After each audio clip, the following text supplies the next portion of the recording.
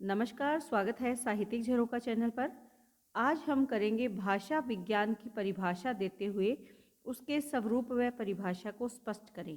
तो भाषा विज्ञान के स्वरूप के बारे में जानेंगे, उसकी परिभाषाओं के बारे में जानेंगे। तो आइए देखते हैं। देखिए, सबसे पहले अगर स्वरूप की बात करें तो इसके लिए हमें सबसे पहले तो ये जानना होगा कि भाषा क्या है, विज्ञान क्या है और इन दोनों का अध्ययन भाषा विज्ञान क्यों कहलाता है। देखिए, यहाँ पर आपको ये ध्यान होना चाहिए कि भाषा क्या है। वो व्यक्त ध्वनि समूह भाषा है जिसके द्वारा हम अपने विचार या मनोभाव दूसरों पर क्षमतापूर्वक प्रकट कर सकते हैं और दूसरों के विचारों और भावों को समझ सकते हैं। यहाँ पर ध्यान क्या रखना है, क्षमतापूर्वक, जैसी हमारी हमारी क्षमता है उसी के अनुसार हम अपने विचार दूसरों को बता सकते हैं और दूसरों के विचारों को खुद ग्रहण कर सकते हैं। यानी विचारों का आदान प्रदान किसके माध्यम से होता है? भाषा के माध्यम से। क्योंकि अगर भाषा नहीं है तो हम अपने विचारों का संप्रेषण नहीं करते, विचारों का आदान प्रदान नहीं कर सकते।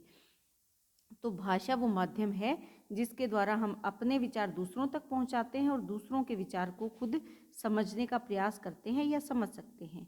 अब बात करते हैं विज्ञान की। विज्ञान अर्थात विशेष प्रकार का ज्ञान, यानी किसी बात को विशेष प्रकार से समझना, उसकी जानकारी लेना, उसका ज्ञान प्राप्त करना।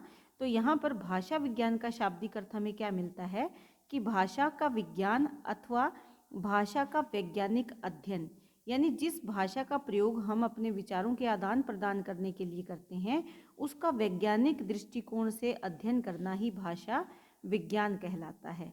देखिए, भाषा की प्रकृति और गठन को समझने के लिए वैज्ञानिक दृष्टिकोण अपनाकर उसका अध्ययन करना, भाषा का यह अध्ययन विज्ञान के समान तर्क संगत और वस्तुनिष्ठ होना चाहिए। तो हमें जब भाषा का वैज्ञानिक दृष्टि से अगर हम जब अध्ययन करते हैं तो वहाँ पर ध्यान में क्या रखना चाहिए कि हम जो भी विचार व्यक्त करें, जो भी तथ्य ढूंढें, वो तर्क संगत हो और इसके साथ साथ वस्तुनिष्ठ हो।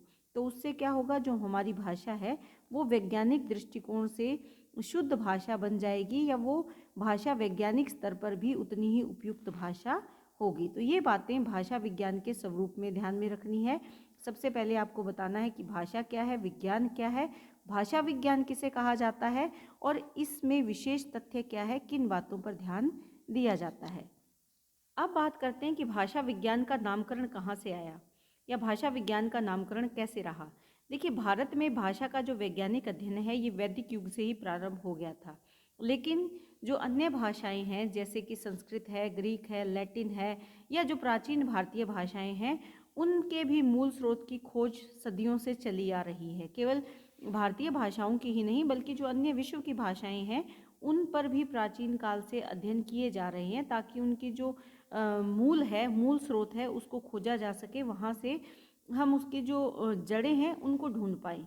लेकिन ये जो खोज है ये अलग अलग स्तरों पर होती रही है।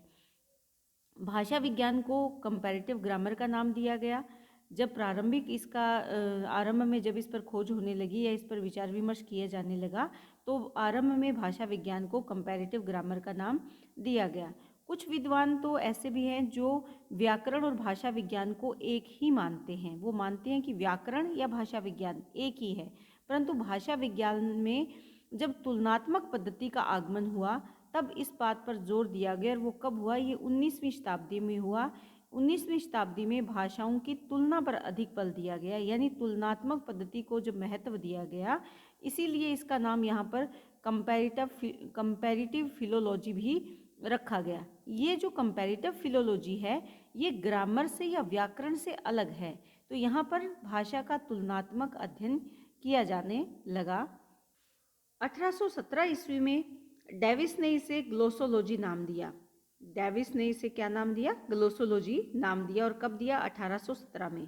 अंग्रेजी की भाषा की अगर बात करें तो अंग्रेजी में भाषा विज्ञान को साइंस ऑफ लैंग्वेज का नाम दिया गया। वर्तमान समय में इसे लैंग्विस्टिक नाम अधिक उपयुक्त माना गया है, जो कि लैटिन भाषा के लैंग्वा से बना है, यानी लैंग्वा शब्द से विकसित है लैंग्विस्टिक, क्योंकि इसको ही आधार माना है, यही ज़्यादा प्रचलित है। और ये जर्मन में भी अगर भाषा विज्ञान को अगर देखें तो वहाँ पर भी इस पर काफ़ी विचार हो रहा है। रूसी भाषा में भी भाषा विज्ञान को यज़िकाइज़ नाई ने कहा जाता है।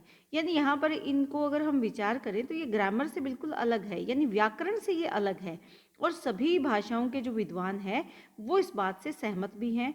तो यहाँ पर भाषा का वैज्ञानिक दृष्टिकोण से जो अध्ययन किया जाता है वो भाषा विज्ञान के अंतर्गत आता है और इसी को ध्यान में रखते हुए इसका नामकरण करने का जो विचार है वो प्रचलित हुआ। या अलग अलग भाषा के जो वैज्ञानिक है या जो अध्ययन करता है वो उसका अलग अलग तरह से नाम देते हैं।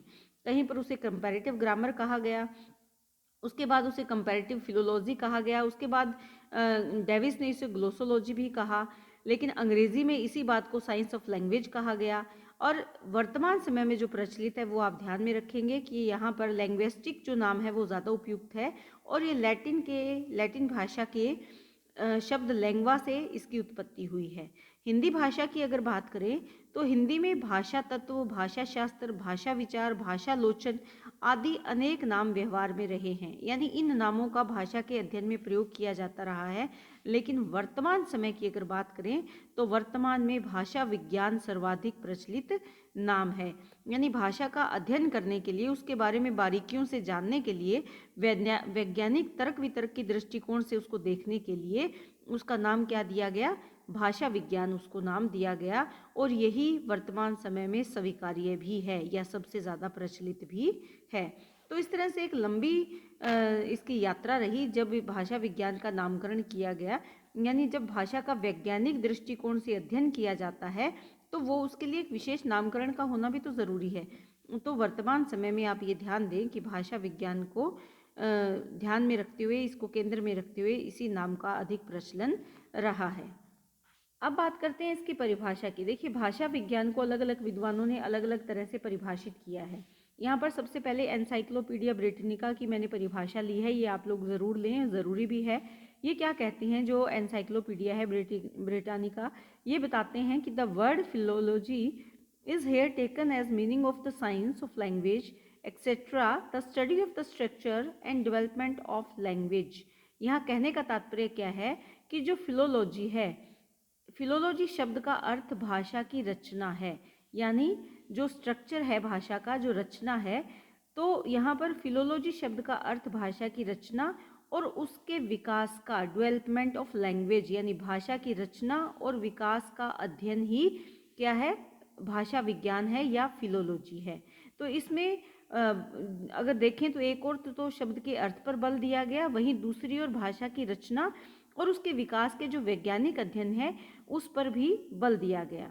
यहाँ पर डॉक्टर श्याम सुंदर दास की परिभाषा भी महत्वपूर्ण है। ये क्या कहते हैं कि भाषा विज्ञान उस शास्त्र को कहते हैं जिस पर भाषा मात्र के भिन्न भिन्न अंगों और स्वरूपों का विवेचन तथा निरूपण किया जाता है।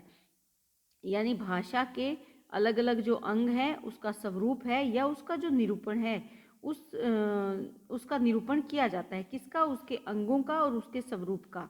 तो यहाँ पर ध्यान देने वाली बात यही है कि भाषा को बारीकी से समझा जाता है, किसमें? भाषा विज्ञान के अंतर्गत। यहाँ पर डॉक्टर देवेंद्र शर्मा की जो परिभाषा है, भाषा विज्ञान का सीधा अर्थ है भाषा का विज्ञान, और विज्ञान का अर्थ क्या है? विशिष्ट ज्ञान। यानी भाषा का विशिष्ट तरीके से ज्ञान ही भाषा विज्ञान है।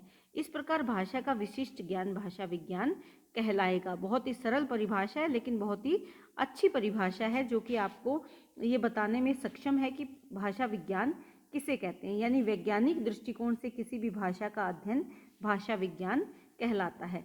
आपकी किताब में बहुत सारी परिभाषाएं और भी दी हुई है, जिसमें भोलानाथ तिवारी की परिभाषा आप कर सकते हो, डॉक्टर मंगलदेव शास्त्री की परिभाषा आप कर सकते हो, डॉक्टर सरयू प्रसाद अग्रवाल की परिभाषा आप कर सकते हो, डॉक्टर देवी शंकर द्विवेदी की परिभाषा आप कर सकते हो। वो आप लोगों की इच्छा पर निर्भर है। मैंने यहाँ पर आपको 3 परिभाषा दी है।